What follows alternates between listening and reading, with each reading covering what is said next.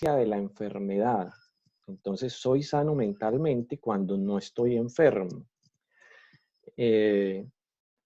Un profesor mío decía, la salud es el silencio de los órganos. Entonces, casi que la salud mental es cuando yo no estoy manifestando ningún síntoma desde esta visión. Pero hay una visión que llamaría positiva la salud mental, que tiene que ver con todo lo que tengo, con mis condiciones, con mis recursos, con mis atributos. La primera visión es una visión que está más ligada al hospital, más ligada al psiquiatra. Yo creo que nosotros hemos psiquiatrizado mucho la salud mental, pero la realidad es que la salud mental es mucho más. La segunda tiene que ver más con el desarrollo del ser humano, el desarrollo integral del ser humano. Y la OMS pues trata de dar una definición que digo que es una definición más política que un concepto académico de lo que es la salud mental, y nos dice que abarca una amplia gama de actividades que están relacionadas con el bienestar mental, incluyendo lo que es la definición de la OMS de salud, que es un estado completo de bienestar físico y que no solamente es la ausencia de las enfermedades. Pero para el trabajo que vamos a hacer, yo creo que es más pertinente que nosotros nos enfoquemos en algunos conceptos como este de Freud, que decía que la salud mental tiene que ver con la capacidad de trabajar y de amar. Luego, cuando las personas son limitadas en esa capacidad por alguna situación, por algún trauma, por algún dolor, entonces empiezan a enfermar mentalmente. Y me gusta mucho esta definición de Mercedes Nazarre, una psiquiatra española, que dice que es la capacidad de tolerar la realidad y de incidir en ella. Entonces, fíjense cómo aquí la salud mental se está poniendo en términos de capacidades. Y ahí es donde entramos a jugar un papel importante todos nosotros, a desarrollar o ayudar a desarrollar capacidades en las personas, y pues esto de alguna manera entonces nos hace a todos responsables de la salud mental en la medida en que todos podemos ayudar a desarrollar capacidades en los demás.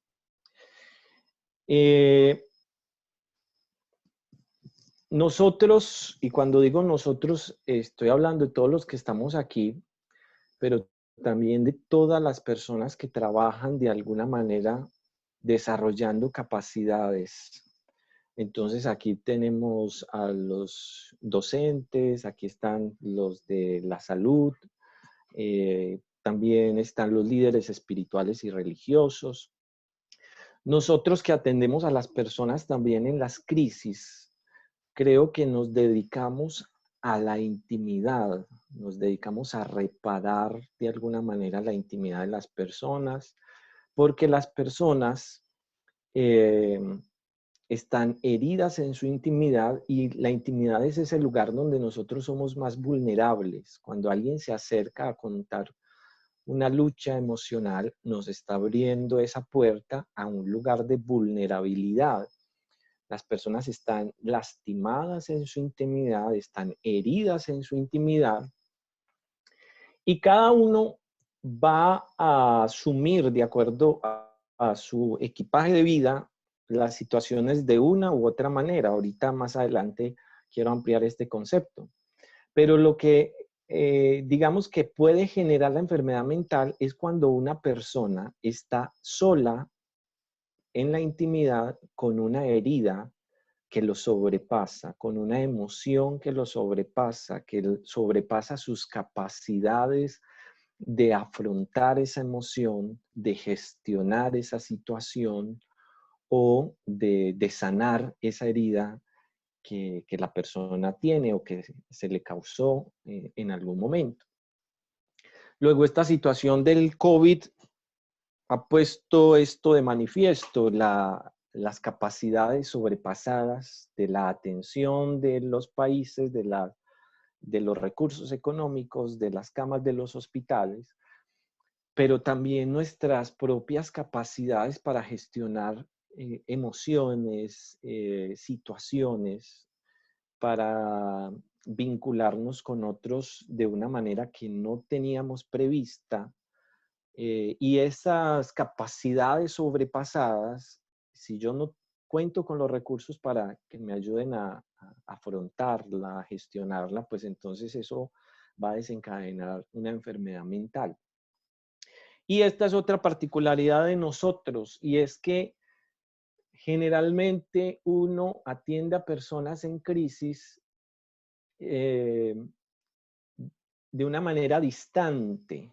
Quiero decir que no estamos nosotros inmersos en esa situación. Uno trata de identificarse, de hacer empatía con la persona que se acerca en una situación emocional difícil, pero en este caso, lo particular es que nosotros también estamos en esta situación, que nosotros no solamente tenemos que lidiar con las situaciones emocionales y personales de quienes nos acuden, nos consultan, nos piden ayuda, sino que tenemos que lidiar con nuestras propias situaciones emocionales, con nuestros miedos, con nuestras cargas, con nuestras preocupaciones.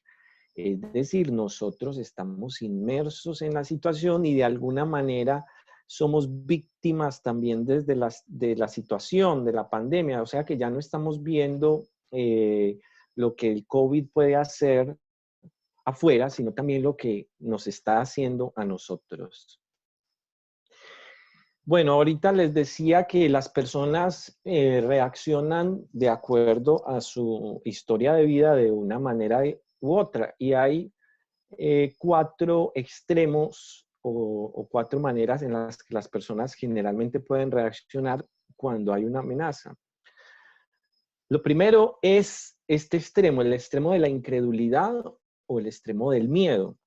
Entonces nosotros estamos viendo cómo las personas en este momento que están en extremo de incredulidad siguen diciendo que nos están vendiendo solamente un miedo absurdo, que no ha habido muertos, que por eso no los muestran, porque en realidad no hay muertos en esta pandemia, eh, que es que esta es una gripa como cualquier otra, que bueno, que es más un invento mediático que algo real.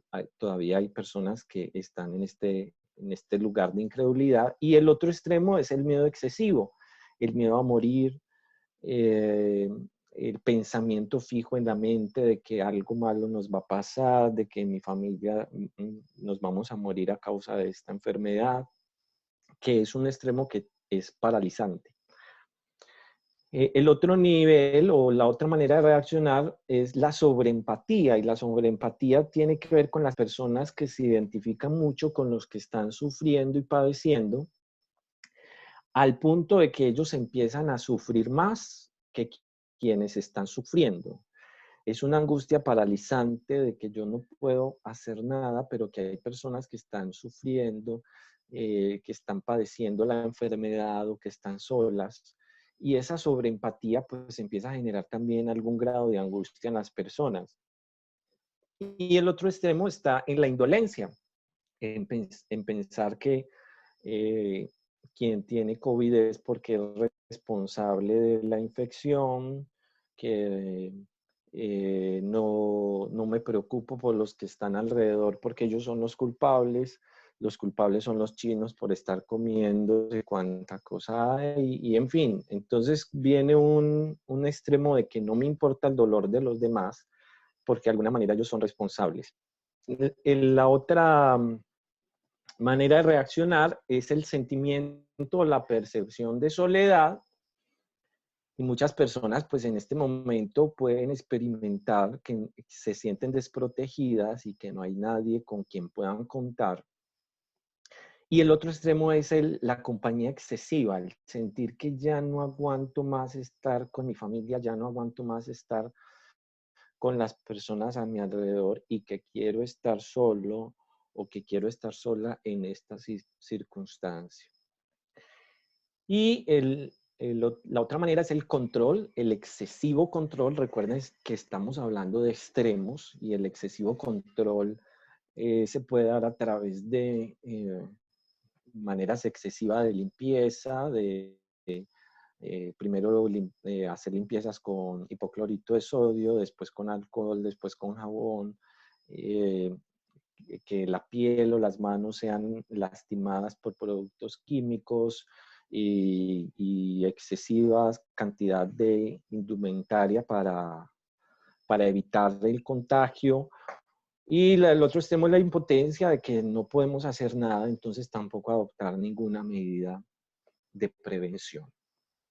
Cada persona entonces reaccionará de una y otra manera, y yo quería traer esto a colación porque necesitamos comprender que son reacciones normales de las personas, que las personas de acuerdo a sus situaciones personales se mueven de un lado al otro, pero que nosotros pues debemos comprender que es normal que las personas se ubiquen en alguno de estos extremos. La salud mental estaría en el medio de alguna manera y no irse ni a un extremo ni al otro. Bueno, para que entremos en materia de la revisión de la literatura, ¿cuáles son los efectos de esta pandemia en la salud mental? Primero, quiero decir que con certeza todavía no sabemos cuáles son los efectos de esta pandemia en la salud mental, porque esto es una situación en evolución. Yo tenía un profesor cuando estaba en el pregrado que nos decía que en el 2020 el 80% de la población iba a haber padecido por lo menos una vez un episodio de ansiedad o depresión en su vida.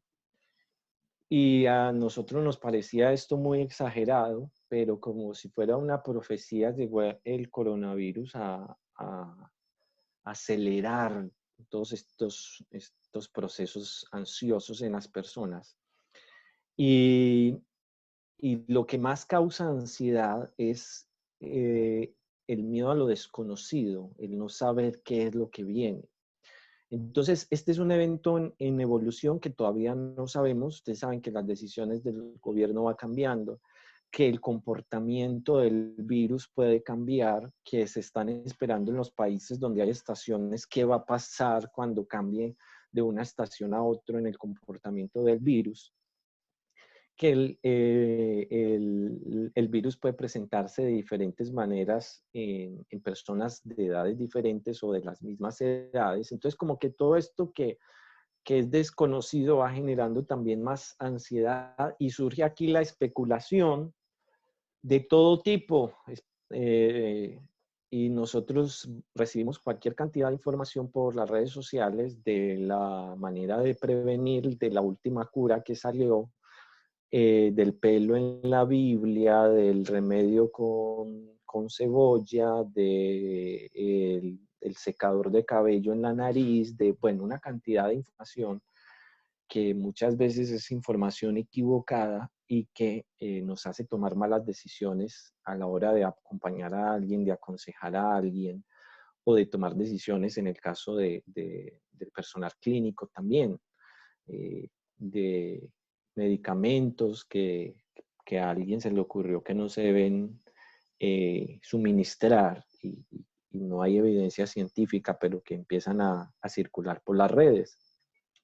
Y la mayoría de las investigaciones alrededor de las situaciones catastróficas están después, pero no durante el evento.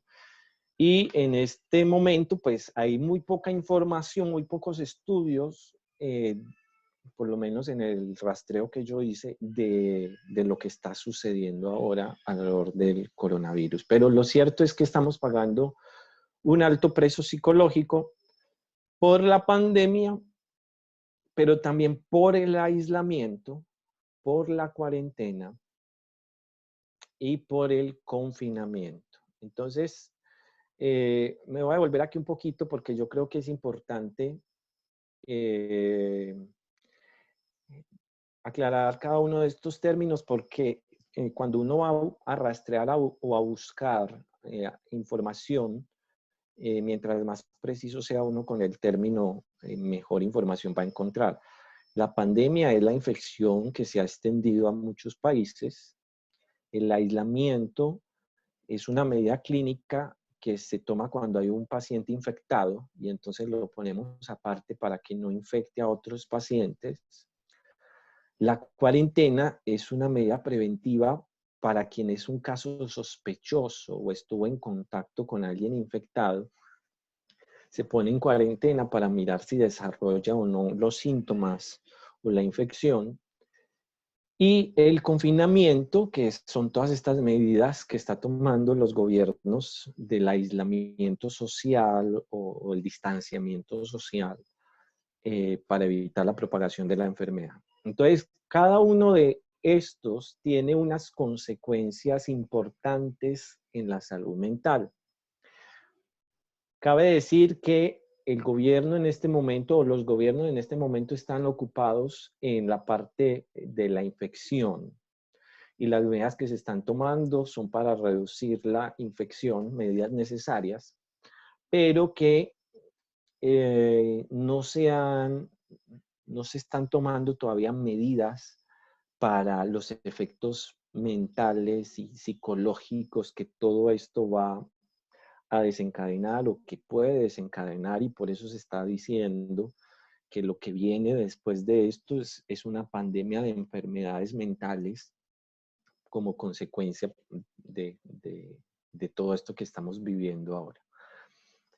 Este es un estudio que se hizo en la población china acerca de el malestar psicológico que podían estar experimentando. Entonces, se les pidió que llenaran un cuestionario autoinformado y que hablaran de sus emociones, de lo que estaban sintiendo. Ahí se preguntó por el malestar psicológico y participaron más de 52,000 personas. 35% de ellos manifestaron angustia psicológica y se encontró que las personas más vulnerables eran las mujeres. Casi en todos los estudios, esta es una constante: las mujeres más vulnerables a la angustia psicológica, a la ansiedad y la depresión. Esta edad es muy particular como una edad vulnerable, los 18 a los 30 años. Parece ser que tiene que ver con que estas personas estaban más en contacto con las redes sociales y toda la información que se mueve en las redes, eso aumentaba su angustia. Y también las personas mayores de 60 años, porque en ellas está la tasa de mortalidad más alta. Son las personas que están en más riesgo de muerte, entonces de esa manera pues ellos también tenían más angustia psicológica. Esta es una revisión acerca del impacto psicológico de la cuarentena. Fíjense que en el anterior estábamos hablando de la epidemia o de la pandemia. Este ya es el impacto de la cuarentena. Y esta es una revisión no del COVID, sino de más de 3,000 estudios que revisaron impacto psicológico en cuarentena, y se incluyeron 24, generalmente relacionados a epidemias anteriores como la del SARS o la de la influenza H1N1. ¿Y qué fue lo que arrojaron estos estudios? Que la cuarentena efectivamente tiene efectos psicológicos negativos, como los síntomas de estrés postraumático y de estrés agudo, confusión, enojo. Y fíjense ustedes aquí cuáles eran los factores que influyeron a mayor estrés. Que la cuarentena durara más de 14 días, que los pacientes tuvieran más temor a la infección, que se sintieran más aburridos, que tuvieran información inadecuada o no tuvieran información, y que al mismo tiempo tuvieran también pérdidas financieras y sobre todo el estigma de estar enfermo. Nadie quiere decir que tiene una infección en este momento porque empieza a sufrir el estigma. Estamos en tiempos donde estornudar es casi un delito y hace poco yo estaba tomando el ascensor y cuando el ascensor se abrió en un piso que no era mi piso de destino, la persona que iba a entrar no quiso entrar. En otro momento eso se vería como un comportamiento social equivocado, pero en este momento pues lo normal es que uno tenga la mayor distancia posible de las otras personas. Si en una persona que no tiene COVID o que por lo menos no sabemos que tiene COVID, uno lo tiene a distancia, pues mucha mayor va a ser el estigma con una persona que tenga COVID y también el estigma racial que ahorita se pueda generar alrededor de las personas orientales o de las personas que estuvieron en un viaje reciente. Y lo más preocupante de todo esto es que los investigadores aquí hablan de que hay un efecto de esta ansiedad o de este estrés que puede durar hasta 2 años después de la cuarentena. Acuérdense que aquí estamos hablando de los efectos de la cuarentena. Aquí hay un artículo acerca de las consecuencias para la salud mental del distanciamiento físico. Les quiero decir que quien quiera tener estos artículos, bueno, son fáciles de encontrar en la red, pero también se los podemos enviar por correo. Nos puede escribir ahí en el chat el que esté interesado y se lo vamos a enviar. Este artículo básicamente nos estaba vaticinando o anticipando un aumento de la ansiedad, de la depresión, del uso de sustancias psicoactivas, la soledad, la violencia doméstica y lo más grave de todo es el aumento del abuso sexual, que este artículo lo nombra como una epidemia. Ustedes saben que el principal abusador siempre es, o en la mayoría de los casos, los principales abusadores son familiares, con los niños que no están asistiendo a las escuelas y pasando tanto tiempo en los hogares y que de alguna manera se están privando de la supervisión social, ¿cierto? Que hacen las personas que llegan de visita o las personas que llegan inesperadamente a la casa. Entonces, como esa falta de supervisión social para las familias, pues también está haciendo fácil un caldo de cultivo para el abuso sexual infantil. Este es un artículo que nos habla de la mortalidad por suicidio en medio del coronavirus y entonces nos está hablando de los factores por los que es posible que una persona se suicide y cómo ellos coinciden con el coronavirus. El artículo lo habla como una tormenta perfecta. Entonces, estos son los factores que influyen en el suicidio. Dice el estrés económico, el aislamiento social, claro, las pérdidas económicas que estamos viviendo y también el cambio de nuestra manera de trabajar también generó en muchos casos que se bajen los ingresos, las personas aisladas socialmente, la disminución del acceso del apoyo comunitario y religioso, también es otro factor que dispara los pensamientos suicidas, los deseos suicidas. Las barreras para el tratamiento en la salud mental en los países más afectados, las camas que eran para los pacientes psiquiátricos, pues están ahora siendo ocupadas por pacientes con COVID. Entonces también está siendo más difícil que los pacientes puedan consultar. Enfermedades y problemas médicos de base que la persona ya tenga. La ansiedad nacional tiene que ver con las personas viendo las noticias y viendo cómo las noticias solamente hablan de COVID y las personas en sus inicios y aún todavía están abasteciéndose de manera ansiosa. Por ejemplo, hoy aquí en Guatemala se decretó un toque de queda absoluto hasta el lunes. Veníamos muy bien, con un crecimiento muy, muy lento de la infección y después del Día de las Madres se disparó. Entonces, ahora cerraron absolutamente todo.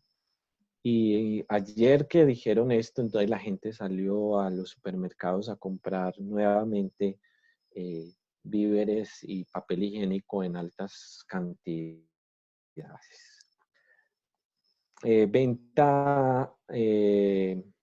Las ventas de armas de fuego en Estados Unidos y en otros países aumentó, y pues tener un arma de fuego en la casa es otra de los factores de riesgo para un suicidio. Y la tasa de suicidio en profesionales de la salud que sigue aumentando. Ya ustedes han visto algunas noticias,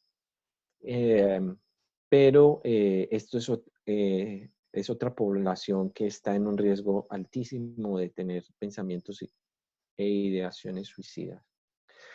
Aquí este artículo nos está hablando de qué pasa con los trabajadores de la salud, qué pasa en su salud mental, los factores asociados con la salud mental entre los trabajadores de la salud que se han expuesto al coronavirus.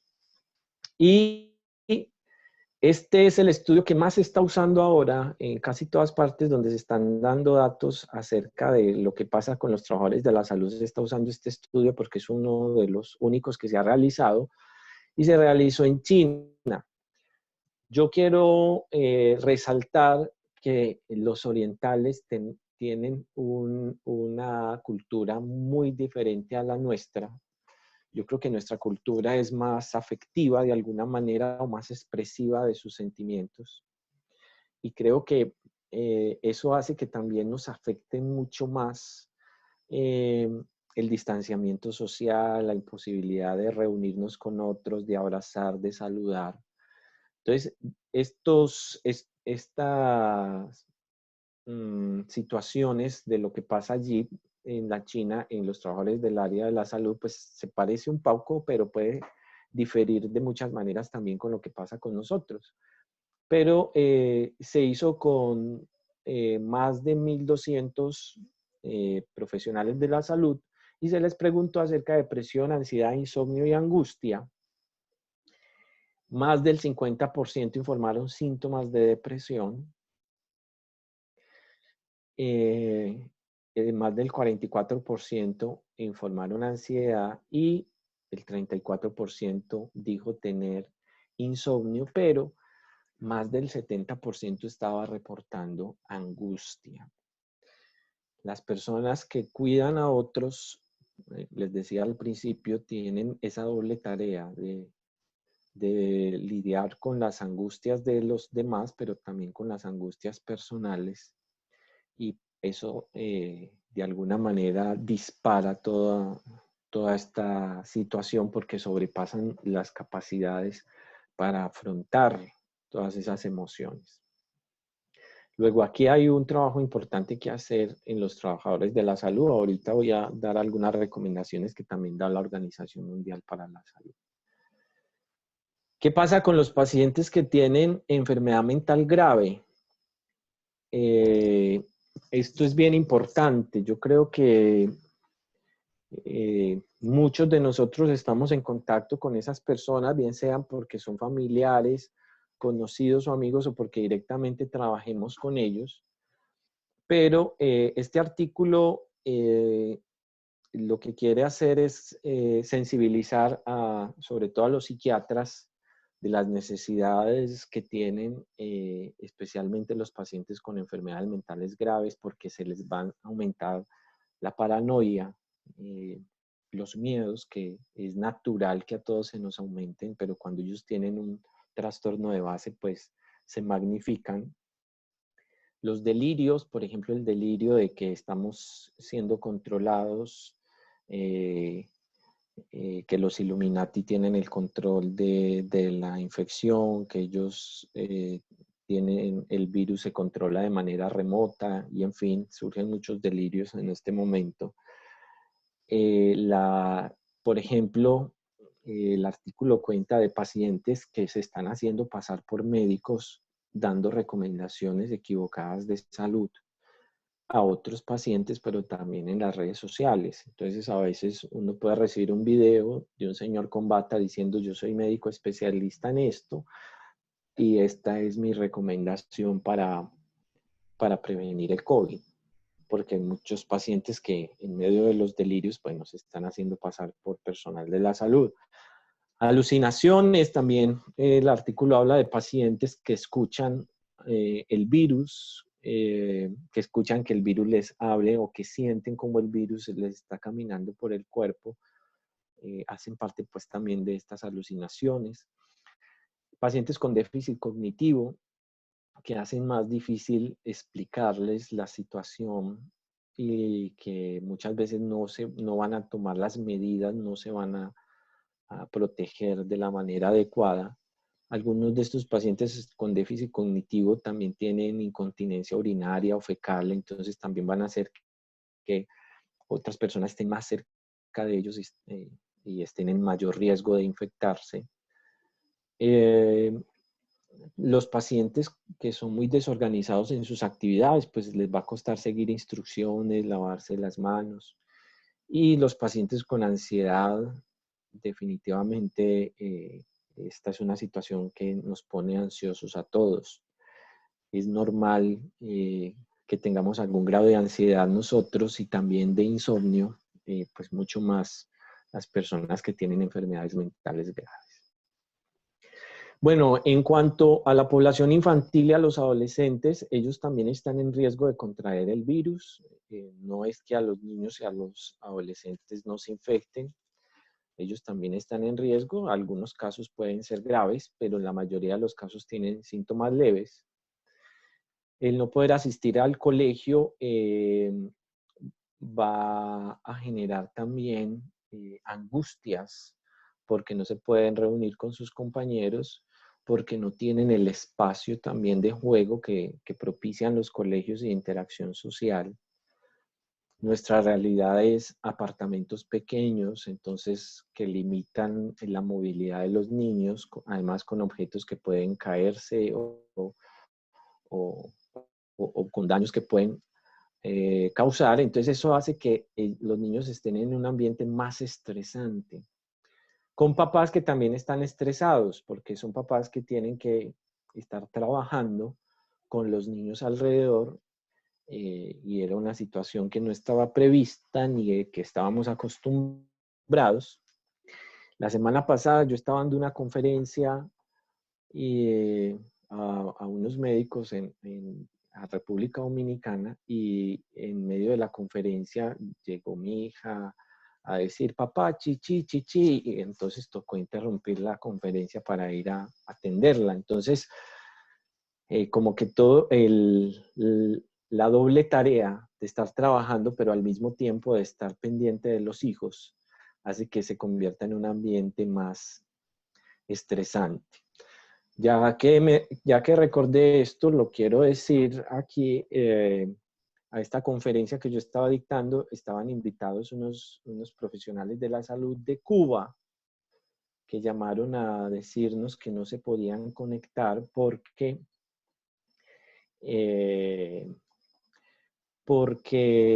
ellos no tienen Wi-Fi. La conexión de ellos se hace a través de un celular con datos, pero los datos son muy costosos. Entonces, como los datos son tan costosos, se reúnen entre todos para comprar un plan de datos para un solo celular y ahí recibir la conferencia a todos. Finalmente no pudieron conseguir el dinero para reunirse y no pudieron participar de la conferencia. Algunas personas les comenté esta situación y dijeron: ¿cómo podemos ayudarlos? Hay una manera de ayudarlos y es que usted desde donde esté le puede hacer una recarga a los datos de esa persona. Si alguno está interesado, si quiere ayudarles, puede contactarse ahí en el chat y nosotros le decimos cómo puede ayudar a estas personas para que se conecten con el mundo, porque están muy desconectados a causa pues de la situación social que ellos viven. Bueno, siguiendo aquí con el impacto en los niños tienen en este momento que vivir el duelo de estar separados de sus amigos, separados de sus seres queridos, no pueden visitar a la abuela y a otras personas, y también de sus compañeros de colegio, de sus amigos cercanos. Además de que en muchos países, pues a causa del número de muertes, también ellos están teniendo que hacer duelos, que se espera que sean duelos complicados porque no podemos despedirnos del cadáver como en otros momentos debido al riesgo biológico que hay. Entonces, cada vez se están complicando más los duelos y pues se espera que en el tiempo empiecen a manifestarse. El aumento del riesgo de los accidentes domésticos, ¿cierto? Y otros daños porque los niños están de alguna manera con poca supervisión mientras los papás están ocupados. Y como les decía ahora, hay mayor riesgo de maltrato y de abuso. También porque un papá estresado es un papá que tiende a maltratar. Entonces, mientras haya más angustia emocional y psicológica en los papás, los niños tienen más riesgo de maltrato. Bueno, para que vayamos concluyendo en este espacio, algunas recomendaciones generales. Quiero decir que no esperemos hasta enfermar mentalmente para empezar a tener hábitos saludables para la mente. La mayoría de nosotros espera hasta que algo grave empiece a pasar para tener hábitos saludables. Por ejemplo, a mí me gustaría que en la medida en que miremos estas recomendaciones, usted pueda evaluarse qué tanto usted las está siguiendo o no. Por ejemplo, el tener una rutina diaria. Un mundo predecible es más fácil para el cerebro, es más saludable para el cerebro. Hace que el cerebro funcione mejor. Entonces, las rutinas son importantísimas para que la salud mental pueda ser cultivada. El ejercicio físico, ojalá en la mañana, porque a veces en la noche interfiere con el sueño. Entonces, 40 minutos de ejercicio físico van a contribuir a nuestra salud mental. Por eso les digo que bueno que ustedes revisen si están haciéndolo o no. Ver noticias una sola vez al día, cuando nos sobreinformamos, eso también nos enferma, y sobre todo las noticias que son más difíciles y catastróficas. Cuidar la alimentación. Desde pequeños aprendemos que la angustia y la ansiedad se nos calma con el pecho, con la comida. Cuando los niños están angustiados, la mamá llega y les da el pecho y se calma. Entonces, de alguna manera asociamos el comer a calmarnos, y en este tiempo, pues es un tiempo también donde somos propensos al sobrepeso, o son propensos al sobrepeso, no me incluyo ahí. La higiene del sueño es importantísima. Cuidar el sueño es de vital importancia en la salud mental. ¿Y qué es la higiene del sueño? Son todos esos hábitos que nosotros desarrollamos para dormir bien. Por ejemplo, en la cama no se puede ver televisión, no se debe leer, no se debe comer. La cama solamente es para dormir y para tener relaciones sexuales, para nada más. No se debe comer 2 horas antes de acostarse, evitar las bebidas oscuras, ojalá después de las 2 de la tarde. Bueno, como que el cuerpo vaya entendiendo que cuando me acuesto es a dormir. Entonces, si te acuestas y estás dando muchas vueltas en la cama, pasó media hora y todavía no me he dormido, levántese, lea, tómese una aromática, espere un ratico a que le dé sueño y vuelve a acostarse. No se quede dando vueltas en la cama, que le está dando el mensaje al cuerpo de que en la cama uno puede estar sin dormir. Bueno, y algunos otros hábitos que ayudan. Participe en actividades sociales virtuales. Por ejemplo, esto que estamos haciendo, celebrar los cumpleaños a través de las redes sociales, participar de los conciertos y otras actividades que se están realizando a través del mundo virtual. Mantenga las relaciones afectivas, las relaciones familiares, pero también las relaciones sexuales, desestresan. Entonces, se sabe que Si es una persona que no vive con usted,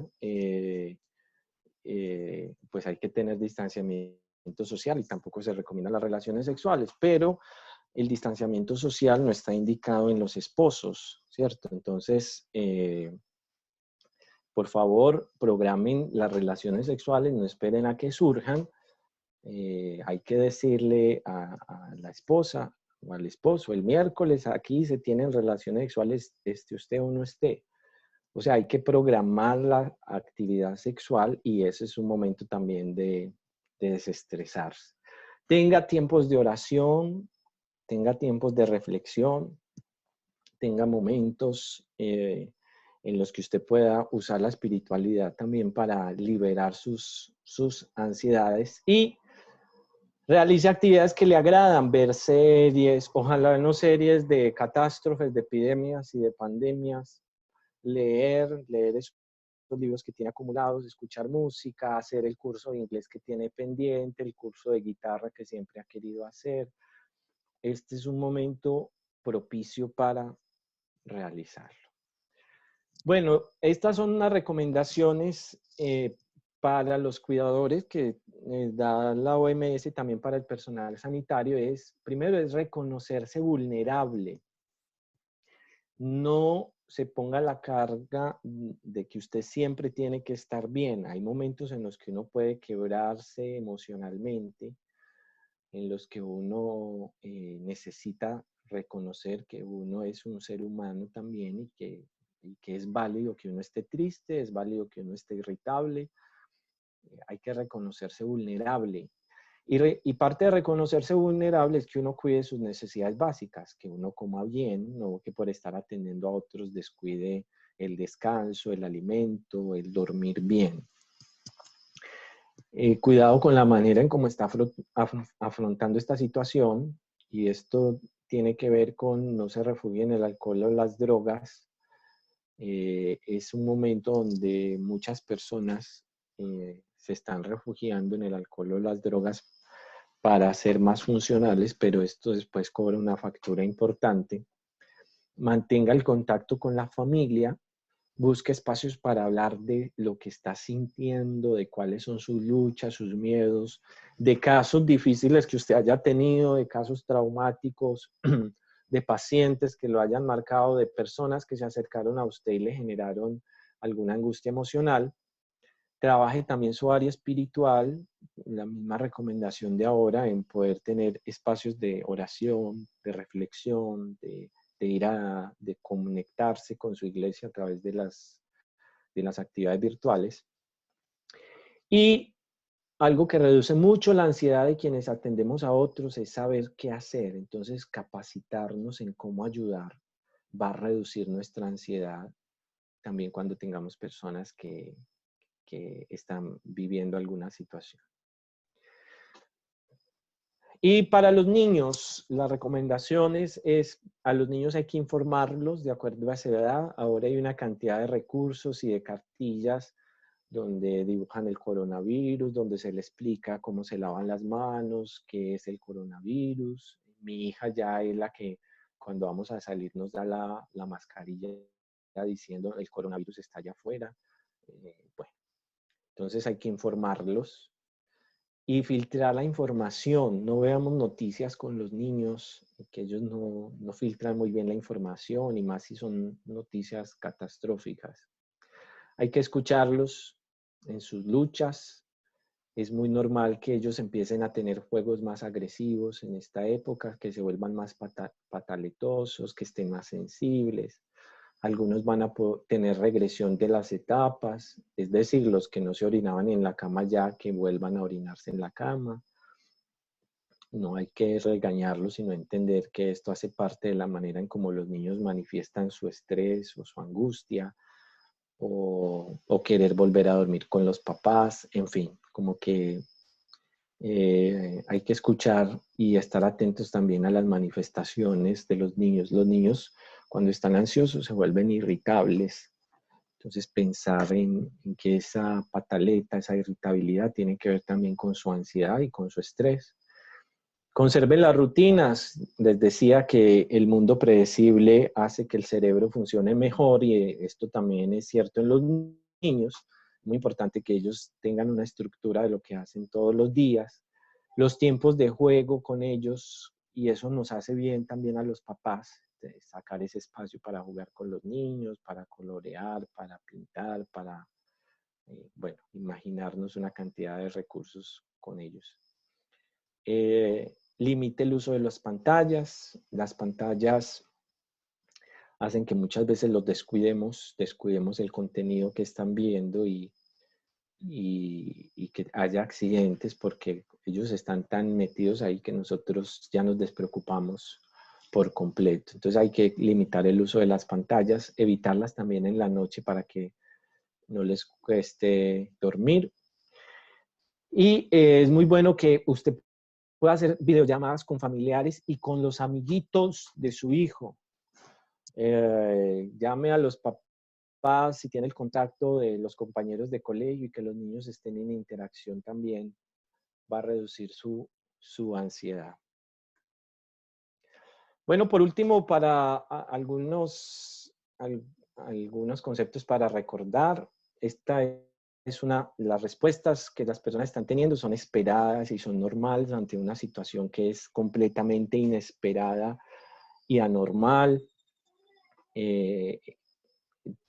Por eso debemos evitar sobrediagnosticar, es decir, entender que las personas van a estar viviendo situaciones emocionales difíciles. Nosotros mismos a veces amanecemos enojados, a veces amanecemos que no queremos ver a nadie. Entonces, primero hay que reconocer que estas son respuestas normales y que requieren que todos participemos de ellas. Por eso aquí posee el abordaje interdisciplinario que ya no sea más una, un concepto o una frase cliché, sino que en realidad ahora es una necesidad que todos aportemos, que todos ayudemos a desarrollar capacidades a las personas para afrontar esta situación. El recurso humano es el principal instrumento para la atención en la crisis. En salud mental, el recurso humano es lo principal. O sea, lo más importante aquí no es un equipo de rayos X, no es un medicamento, no es un fonendoscopio. El recurso humano es el principal y entonces aquí, aunque no podemos ayudar a todos, todos podemos ayudar, todos podemos escuchar y todos podemos ayudar a las personas a desarrollar capacidades. Bueno, los quiero invitar a que participemos de la siguiente actividad y con ella venimos y terminamos. Entonces voy a enviar a unos grupitos y vamos a conversar 15 minuticos. Esta es para que hablemos, si usted ha atendido desde su condición como docente, como profesional de la salud, como líder espiritual, a alguien en crisis en estos días, ¿cómo lo ha orientado? O los invito también a que usted nos cuente si usted mismo ha estado en crisis en estos días o ha tenido un día difícil, cómo ha gestionado esa emoción. Entonces, los voy a enviar a unos pequeños grupos de interacción. Ahí estará un facilitador, un moderador que los va a guiar en el proceso. Entonces vamos a irnos a los grupos en este momento. Tómenle foto, por favor, a estas preguntas. Vamos a estar ahí 15 minuticos. Gracias por su tiempo, gracias por su paciencia. Y luego volveremos.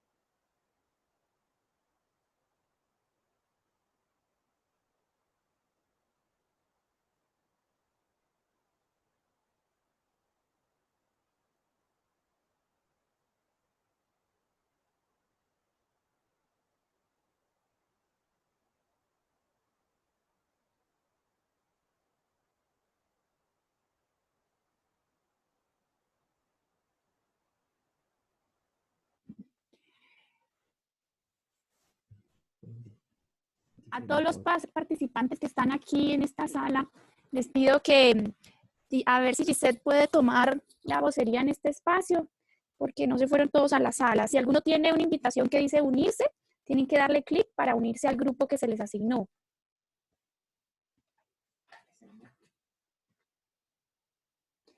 Gisette, si puedes abrir tu micrófono.